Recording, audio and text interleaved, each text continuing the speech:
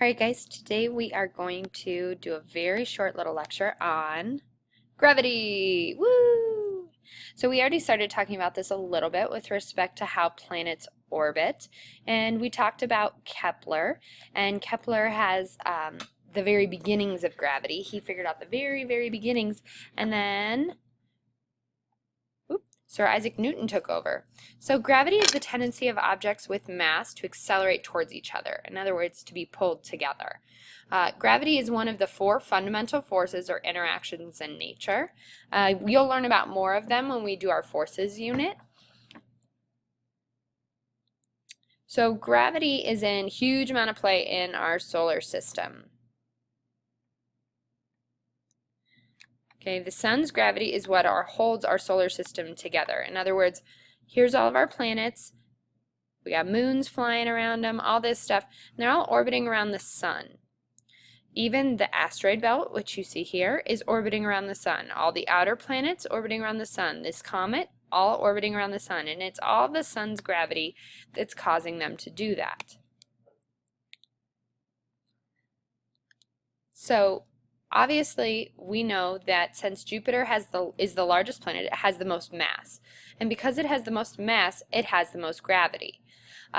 Pluto, not a planet, but it has the least amount of mass, so therefore it has the least amount of gravity. When I say the amount of gravity, that means the amount of force attracting objects towards it. So you're more likely on a large planet to have more objects orbiting it than you are on a smaller planet because it is less able to hold objects to it. So Sir Isaac Newton, this is the dude that, there he is, he was an attractive man, wasn't he? Sir Isaac Newton was the first man to really theorize about gravity based on the laws of Kepler. And he did this in 1687. What he discovered, and we're going to listen to a podcast about this that I think is really interesting, so hopefully you do too. We're going to listen to a podcast about how he actually found out about this stuff, which isn't that there's an apple that fell on his head, which is what everyone knows.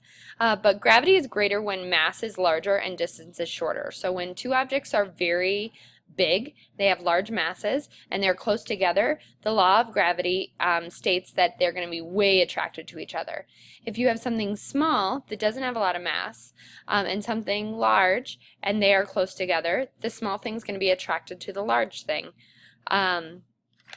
So that's kind of how it works. So microgravity, the further you get away from something, so for example, if a plane, let's talk about a plane, because planes get pretty high up there, right? Or no, we'll start somewhere else. Let's talk about an apple from a tree, just like Isaac Newton. If an apple falls down, it doesn't have a lot of mass, but it's very close to the surface of the earth. So therefore, gravity has a strong pull on it. If you're going a little higher, so now let's talk about, let's say, an airplane. Okay, a lot more mass, but a lot further off the ground when it's flying.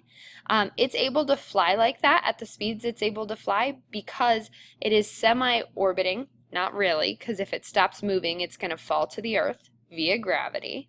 But once you get out of the Earth's atmosphere, we're going to hit these places where we can orbit, meaning we're not falling to the earth. Our speed traveling around the earth is enough that we want to fly off into space, but Earth's gravity is holding us, so we maintain a perpetual circular motion orbiting our Earth. So the further an object is away from another object, the force of gravity is weaker. That makes sense based on what we know, that the mass and the distance tell us how strong gravity is. The further an object moves from the surface of the Earth, the less gravity it feels from the Earth. And scientists on the space shuttle experience microgravity. So they are attracted to the Earth a little bit, but essentially what will happen is they will, float off into space. They're not super attracted to Earth, but they are orbiting Earth.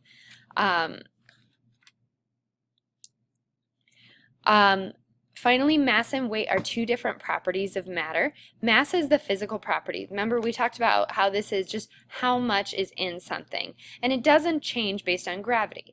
An elephant has the same amount of mass here as it does on Pluto, or as it does in outer space.